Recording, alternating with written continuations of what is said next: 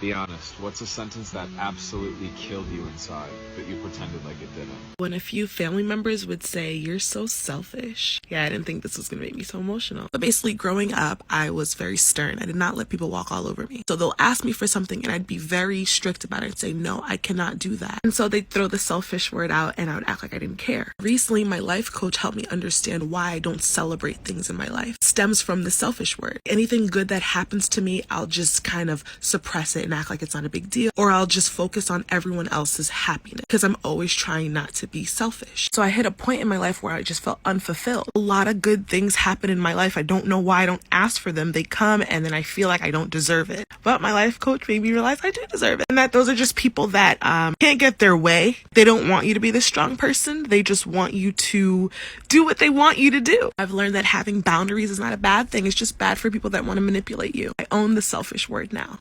Okay, I'll share this.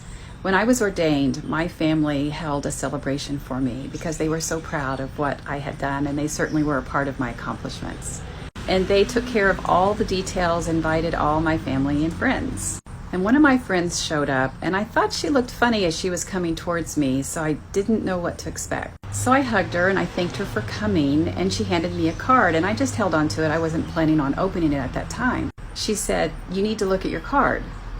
And it said, "To Carla." And I didn't think anything of that. That's my name. And then she said, "It's only out of love that I tell you this, but I will never call you Reverend." And she said it with such a glimmer in her eye, I knew she intended to hurt me. And it did hurt, but it also reminded me why I had left church in the first place, because there is nothing more hateful than Christian love. I'm a former fat kid, and when I was about 12, one night, my parents came home and my mom bought me a bunch of new clothes, and she intentionally bought them in smaller size than I used to wear, and she was like, "Try them on." So I did, and they didn't fit, and she said, "Look at you. Do you think anybody's ever gonna love you when you look like that?" And it's been 13 years, and that thought still hasn't left my mind. My ex's friends always send him my videos, but that just means I get more views, so. Anyway, I was in a wheelchair my senior year, and my ex said that he was too embarrassed to be seen with me. On top of that, he described why.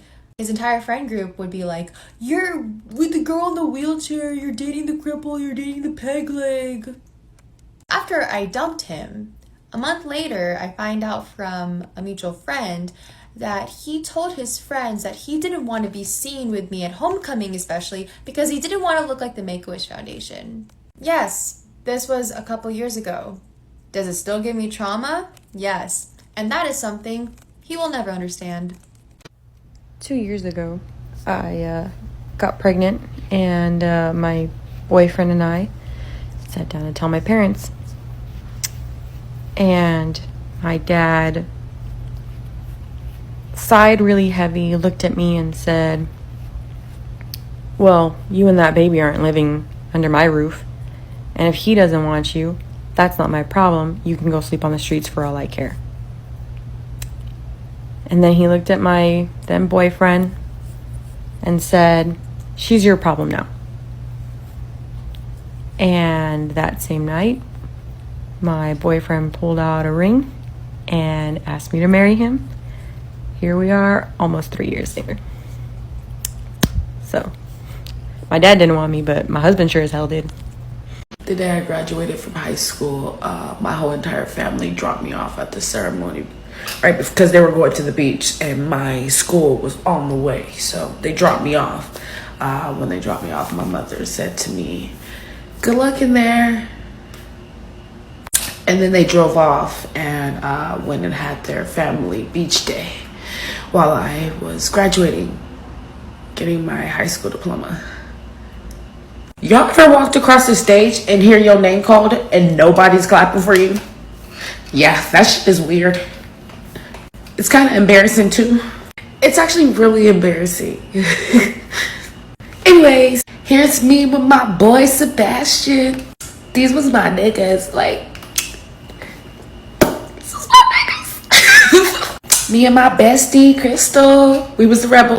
So my grandmother was my best friend.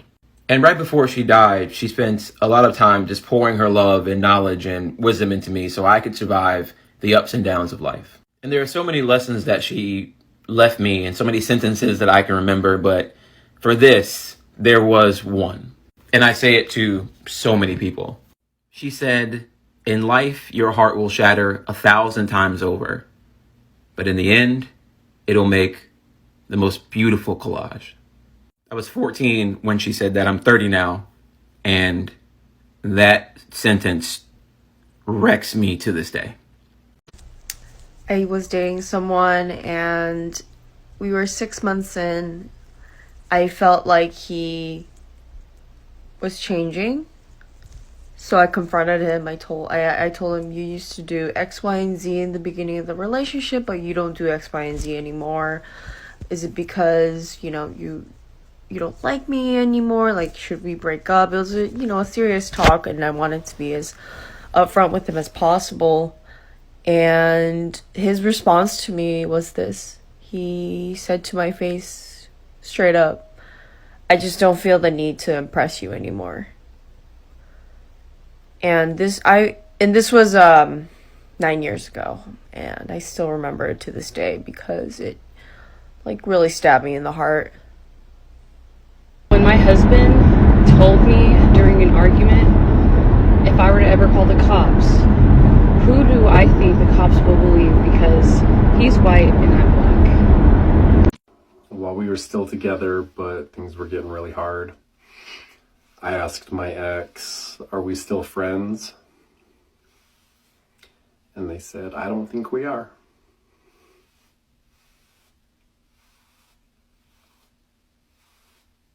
So a few years ago, I was dating someone and I fell really hard, really quickly for them.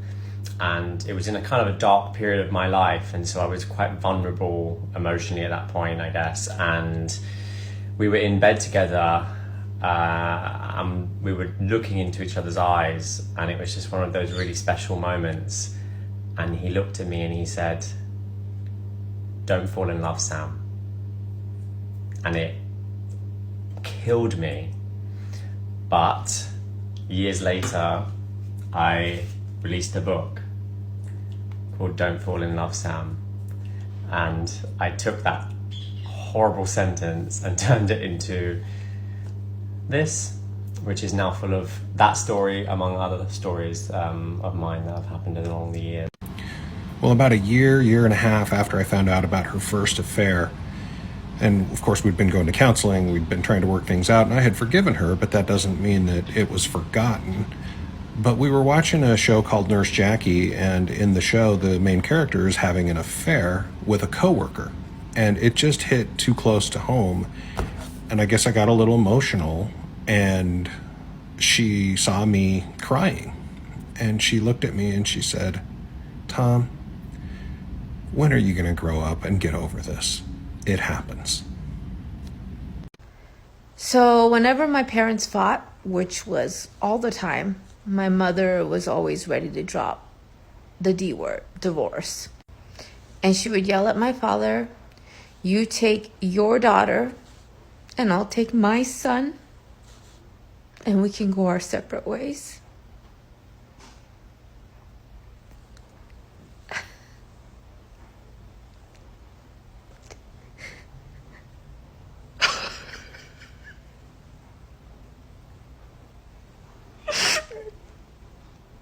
Oh my gosh, that still kills me to this day.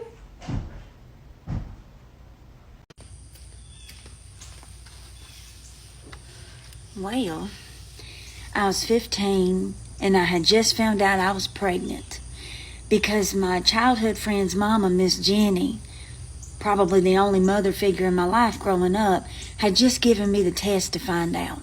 I went to her. And I knew I had to tell my mama because I was scared and I didn't know what to do, and I was 15. So I get home, she sits next to me, and I say, Mama, I'm pregnant, and I'm scared. Well, she stands up, finds the nearest Bible in her direction, and throws it directly at my stomach, and looks at me and says, You're on your own with your bastard child. Sadly, she wasn't wrong. I was on my own. I acted like it didn't bother me, and got up and went to my room, but it killed me that day.